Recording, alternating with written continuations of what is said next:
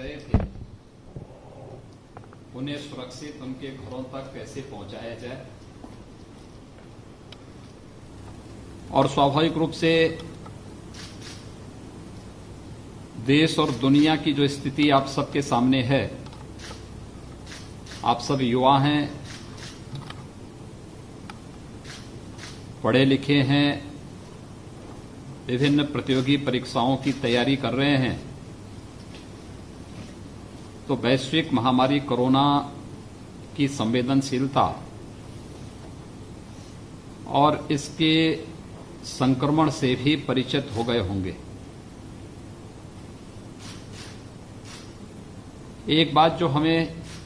देखनी है कि वह कि ये जो बीमारी है, ये महामारी है, यह किसी का चेहरा नहीं देखती, ये किसी का जाति, किसी का मत या किसी का मजहब भी नहीं देखती। जहां पे सावधानी हटी वह व्यक्ति इसके संक्रमण की चपेट में आ गया। व्यक्ति ने, समाज ने, देश ने जहां कहीं भी थोड़ी भी लापरवाही बरती वहां पर संक्रमण उतनी तेजी के साथ ही फैला है। दुनिया के आंकड़े हम सब के सामने हैं। 200 से ज्यादा देश वर्तमान में कोरोना संक्रमण के चपेट में हैं और उसमें भी दुनिया की वे बड़ी ताकतें जो अपने आप को सर्वशक्तिमान मानते थे, उनकी स्थिति क्या है। खासतौर पर अगर आप अमेरिका को देखेंगे तो अमेरिका में 10 लाख से अधिक लोग कोरोना के संक्रमण की चपेट में आए हैं। 56,000 से अधिक मौतें अब तक अमेरिका में हो चुकी हैं। स्पेन में 2.25 लाख से ज्यादा लोग इसके संक्रमण की चपेट में आए हैं और 23,000 से अधिक मौतें वहां हो चुकी हैं। इटली में लगभग 2 लाख लोग इसके संक्रमण की चपेट में आए हैं और लगभग 27,000 के आसपास वहां पे मौतें अब तक हो चुकी हैं। ऐसे ही फ्रांस की स्थिति है, जर्मनी है, यूके है, टर्की है, ईरान है, यानी दुनिया के वे सभी देश जो अपने आप को महाशक्ति कहते थे, इस महामारी के सामने पूरी तरह किस प्रकार की मुद्रा में हैं,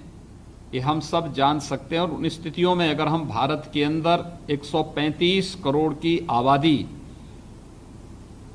के बारे में जब सोचते हैं तो मैं सबसे पहले धन्यवाद दूंगा देश के यशस्वी प्रधानमंत्री आदरणीय नरेंद्र मोदी जी को, जिन्होंने समय रहते देश के 135 करोड़ आबादी के उत्तम स्वास्थ्य और बेहतर भविष्य के लिए समय से कदम उठाए और समय पर कदम उठाने का ही कार्रवाई थी। आपने देखा होगा देश में मार्च प्रथम सप्ताह में ही अलर्ट जारी हो गया था। इसके बाद होली के सभी कार्यक्रम स्थगित कर दिए गए थे। लगातार लोगों से उसी समय सतर्कता बरतने की अपीलें जारी होने लग गई थीं और अंततः 22 मार्च को जनता कर्फ्यू और फिर 25 मार्च से लगातार देश के अंदर लॉकडाउन की कार्रवाई ये आप सबके सामने है और इसके कारण देश के अंदर काफी बड़ी मात्रा में कोरोना के संक्रमण को फैलने से बचाने में मदद मिली है। हम सबको इस कार्रवाई के साथ देखना चाहिए कि समय से उठाए गए कदम का परिणाम है कि भारत उस संक्रमण से आने से बचा है जिसकी चपेट में दुनिया के तमाम बड़े देश आज हैं और जहां पे भारी पैमाने पर मौतें हुई हैं या हो रही हैं। इसलिए प्रत्येक भारतवासी का दायित्व बनता है कि ये लड़ाई कोरोना के खिलाफ लड़ाई एक व्यक्ति की नहीं है, ये पूरे देश की लड़ाई है। और देश की लड़ाई आदरणीय प्रधानमंत्री जी के नेतृत्व में 135 करोड़ लोगों को हर एक उन संकीर्णताओं से ऊपर उठ करके इस लड़ाई को आगे बढ़ाने की कार्रवाई करनी चाहिए। और इसी दृष्टि से मैंने आवश्यक समझा कि जो आवश्यक कदम हो सकते थे उत्तर प्रदेश की दृष्टि से भी हम लोगों ने सभी कार्यक्रम उत्तर प्रदेश के अंदर भी लागू किए। खासतौर पर अगर मैं उत्तर प्रदेश की जब बात करता हूं तो हम लोगों ने भी मार्च प्रथम सप्ताह में अलर्ट घोषित कर दिया था पूरे प्रदेश में। और पूरे प्रदेश में अलर्ट घोषित होने के बाद हम लोगों ने होली मिलन के सभी कार्यक्रम स्थगित कर दिए थे, चाहे वह लखनऊ में आयोजित होने वाले किसी भी प्रकार के शासकीय समारोह हों या होली मिलन के कार्यक्रम हों या फिर गोरखपुर के या अन्य कार्यक्रमों में मुझे होली मिलन से जुड़े हुए या होलिका उत्सव से जुड़े हुए जिन कार्यक्रमों में सहभागी बनना पड़ता था, इस बार व्यापक जनहित में उन सभी कार्यक्रमों से मैंने अपने आप को अलग किया, जनता से अपील की। और उसका परिणाम आज देखने को मिल रहा है, जब देश के अंदर बहुत सारे राज्यों में संक्रमण तेज फैला है, लेकिन उत्तर प्रदेश जो देश की सबसे बड़ी आबादी का प्रदेश है, यहाँ की 23 करोड़ जनता को काफी बड़े पैमाने पर संक्रमण से हम लोगों ने बचाने में सफलता प्राप्त की। लेकिन हमारे सामने चैलेंज बना हुआ था, क्योंकि 25 से लॉकडाउन प्रारंभ हुआ। हमारे यहाँ 22 को जनता कर्फ्यू के साथ ही हम लोगों ने 16 जनपदों में 22 के बाद 23 मार्च से ही लॉकडाउन की कार्रवाई प्रारंभ कर दी थी और वे जनपद अभी भी लगातार लॉकडाउन के साथ जुड़े हुए हैं। और मैं मानता हूं तात्कालिक परेशानी लोगों को है, लेकिन हमें एक बेहतर और उत्तम स्वास्थ्य के लिए और एक बेहतर भविष्य के लिए हमारे लिए आवश्यक है कि आज की इस परेशानी को हम तात्कालिक दृष्टि से स्वीकारें और इसमें शासन प्रशासन के साथ सहभागी बनकर के इसमें अपना योगदान दें।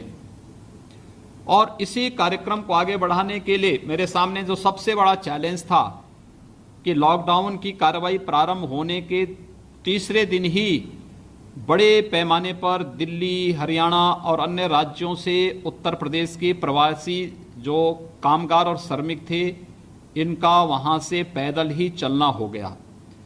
और वे पैदल ही जब उत्तर प्रदेश की ओर अपना रुख किए तो इन्हें इनके घरों तक पहुंचाने की कार्रवाई और सुरक्षित उनके गंतव्य तक पहुंचाने, उन्हें वहां पर इंस्टीट्यूशनल क्वारंटाइन में रखना और फिर उस क्वारंटाइन के माध्यम से उन्हें वहां पर सभी आवश्यक सुविधाएं उपलब्ध कराने की कार्रवाई करना, ये सभी कार्य हम लोगों को वहां पर करने थे। और पहले ही चरण में जो एक सबसे बड़ी परीक्षा हमारी थी कि लगभग 4 लाख लोग जो उस दौरान उत्तर प्रदेश में आए, इन सभी को हमने सुरक्षित इनके जनपद में, इनके गांव में इन्हें हमने क्वारंटाइन में रखा, शेल्टर होम में रखा। वहां पर इनके लिए सुरक्षित आवास की व्यवस्था, भोजन आदि की व्यवस्था, दवा आदि की व्यवस्था की। और उसमें मुझे प्रसन्नता है कि लगभग 1.5 महीने के दौरान उत्तर प्रदेश में